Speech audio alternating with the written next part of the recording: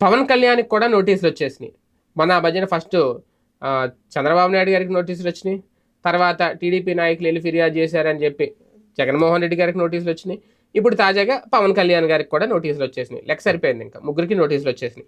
అయితే వీళ్ళందరికీ ఎందుకంటే ఎన్నికల కోడ్‌ని ఉల్లంఘించారు అనేది. మరి తాజాగా ఆల్రెడీ ఆ 2 నేను చెప్పాను వీడియోలు. పవన్ జగన్మోహన్ రెడ్డి గారికి, చంద్రబాబు గారికి నోటీసులకు సంబంధించి. అయితే తాజాగా పవన్ కళ్యాణ్ గారి విషయంలో కూడా మల్లాది విష్ణు వైసీపీలో కీలక నాయకుడు, విజయవాడ సెంట్రల్ ఎమ్మెల్యే మల్లాది విష్ణు ఒక లిఖితపూర్వక కంప్లెయింట్ ఇచ్చారు ఎన్నికల కమిషన్‌కి. సీఎం జగన్మోహన్ రెడ్డి గారి మీద అనుచిత వ్యాఖ్యలకు చేశారు అంటే దానికి సంబంధించిన రికార్డ్స్ కూడా ఆయనకి ఇచ్చారు. 2 రోజుల క్రితం పవన్ కళ్యాణ్ విశాఖ జిల్లాలోని అనకాపల్లి పార్లమెంటు స్థానంలో కూటమి అభ్యర్థుల తరపున ప్రచారం చేశారు. అనకాపల్లి అసెంబ్లీ అభ్యర్థిగా జనసేన నాయకుడు కొనతాల రామకృష్ణ పోటీ చేస్తున్నారు.